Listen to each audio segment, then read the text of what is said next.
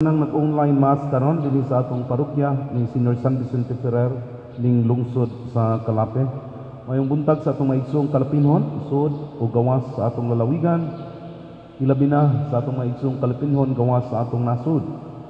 Mayong buntag sa akong mga minahal sa kinabuhi diha sa lungsod sa Dawis, ilabi na sa akong mama.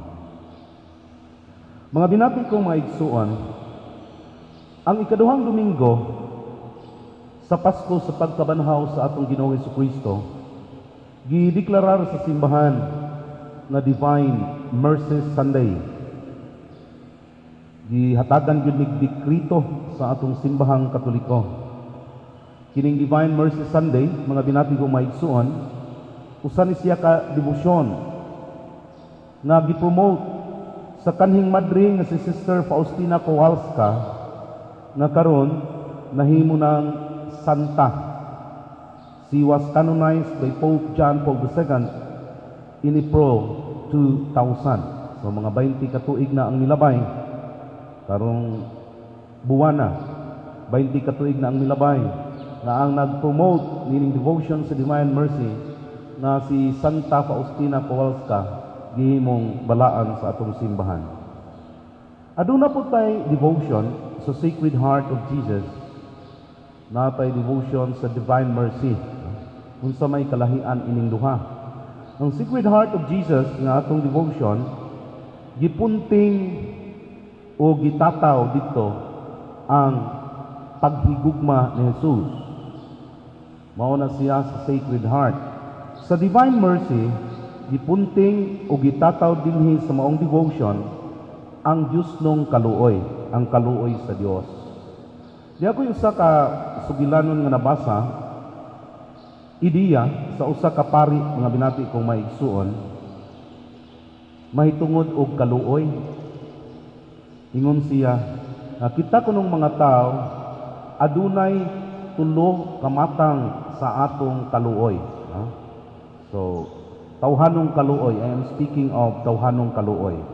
Ingon ang maong pari, nga ang mga tao kasagaran, aduna siya'y tulo kamatang sa kaluoy. Unsa maning kaluoya? Tanawan ninyo og pamalandungin ninyo og sa panahon nga maluoy mo, asa ang inyong kaluoy ining tulo. Ingon ang maong pari, ang unang matang sa kaluoy kanang kaluoy nga gikan sa liog, no? Naaday kunoy kaluoy nga gikan sa liog sa tao. Unsa maning kaluoy nga gikan sa liog? Ingon siya, kining maong kaluoy, ang nagpaluyo ani garbo, mitabang tuod ang tao, pero ang iyang katuyuan, iyang intensyon sa pagtabang is pride, no? Garbo, pananglidan, muhatag, pero pinatikig, no? Ug pinatulid ang liog, no? Muhatag, pero magpagamag karatula, no? Masiya ng hatag. Or, maluoy og muhatag, pero i-publish. Kana bang mga tao nga gitawag nato ganahan og publicity bleach. No?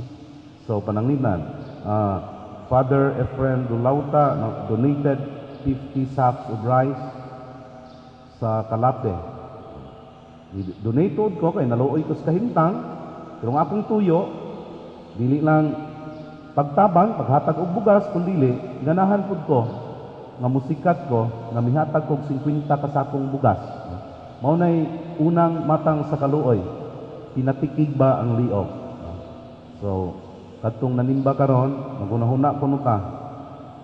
Kung mao ba ni atong katuyuan, no? Kana bang mutabang, in other words, ganahan ta atong pagtabang mabasa nato sa mga tarps. So, publicity bleach ang buot ipasabot nining unang matang sa kaluoy.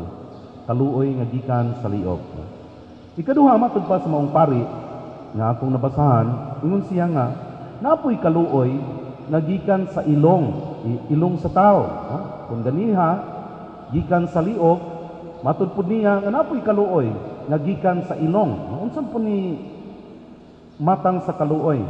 Ingon siya, kini mga tao nga maluoy unya ang iyang kaluoy gikan sa ilong mutabang maluoy unya humag kaluoy mutabang siya nganuman kay dili siya kaagwanta sa tao nga miduol niya ngayog pakitabang unya bulingon no unya kanang bahuon no pagbasa bitaw nato ani mga igsuon mura po kog na konsensya ani nganong na konsensya man ko kay naa day mga panahon nga ingani pud akong kaluoy no kanang kasinapian nato nga maglakaw-lakaw ko tagbilaran nya naa bitay daghang mga igsuon nato nga mga badyaw no unya manguhit nato kay mangadto bisag diri sa kalapigod nakasinapi ko ana unsay akong diskarte aron mo paladyo dadto ng nangadto amo kuot og sinsiyo aron muhawa dadton sa nga tubangan no? Pagbasa na ko ani oy kadtong mga higayon day nga nagbuhat ko ani kaluoy man dayto gikan sa ilong no nganuman kay dili na lagi ta gustog hasulan no muhatag ta mutabang ta kay aron magpaladyo dadto nato na hinduol natong nangayo no so ingon ang maong pari nga kaluoy man na pero kaluoy gikan sa ilong no nganuman kay gibahuan ka gisamukan ka aron mawa ang baho sa imong atubangan mukuot ka pipila ka mga sinsilyo imong hatagan amo hawa lagi na no pero karon nakabantay na pud ko nganuman kay ana bitong magpakilimos karon mga marunong na pud kaadto no o hatagan nimo ng usa manabi atong kaubang makililimos bagpunsisok na himo imong daghan no makalibog lagi no? Pero I am speaking of the second kind of mercy sa tao no matud pa sa author aduna kunoy kaluoy nga gikan sa ilong no unsay nagpaluyo ana muhatag ta kay naluoy ta pero ang atong kaluoy tinukmod no sa baho di ta ganahag baho di ta ganahag hasulon tas mangayo no? The third kind of kaluoy matud pa sa maong author mga igsoon ingon siya una po yung mga tao nga maluluyon pero ang ilang kaluoy gikan pud sa iyang o a mercy from the head ganiha liog ilong ingon siya the third kind of human mercy is a mercy from the head kanang kaluoy nga gikan sa o sa tao unsam puning matangas kaluoy nga gikan sa o sa tao ingon siya nga mao ni ang matang sa kaluoy nga ang usa ka tawo sige laghisgot haluuya atong kahimtang ronosos daghan na kaayo ang gamoy gikaon kay waan tay trabaho ining krisis sa COVID no sige lag yaw-yaw gikan siya hunahuna sige panabisos maluoy jugo kaadto anong siringan kay gamoy gikaon no maluoy jugo kaadto kay ang iyang manaw anay trabaho karon kay ipaundang na kay kanang ipang lockdown ta sige lag ingog kaluoy unya why gihimo mao na iyang gitawag nga naluoy man ang tawhana pero ang iyang kaluoy gikan siyang wa mo abot sa iyang kamot no sige lag ingon sus luuya nagkaadto ning daghang taos kalapi karon no bisag na ay daghang itabang sige lag ingog naluoy unsa di jud mo tabang no ingon tong author nga pari nga akong nabasa kanang kaluoya kaluoy na gikan sa no? Naluoy man kaana pero ang imong kaluoy mitapot ra sa imong wa nimo paabuta sa imong kamot no? So maunay tulo ka matang sa tawhanong kaluoy matud pa sa usa ka pari nga akong nabasahan ang iyang sinulat no? Balikon kaluoy nga gikan sa liog kaluoy nga gikan sa ilong ug kaluoy nga gikan sa kung mangutana mo, hamay sakto to Father? Wadam mo. Ngano man, kay ang kaluoy mga binati kong maigsuon, dili nang muhunong sa atong hunahuna. Ang eksaktong bisan lang og tawhanong kaluoy, gikan sa atong hunahuna, mudagayday sa atong galamhan, ngadto sa atong kamot. Buti pasabot kung maluoy ta naadjud pud tay buhaton Mauna nga kining devotion sa divine mercy, no? Diyos nung kaluoy man sa Ginoo natong tanan, no? Kay diha sa sa 3 o'clock habit, gihulagway diha nga ang Diyos nung kaluoy is an ocean, no? A vast ocean of mercy, no? Murabag kadako ang kaluoy sa Ginoo sama sa wanang nga kadagatan. Unya kitang tanan nakabati, nakasinati o nakapahimos ini gitawag natong Dios nung kaluoy. Mao na nga karon kay nagpista man tas divine mercy.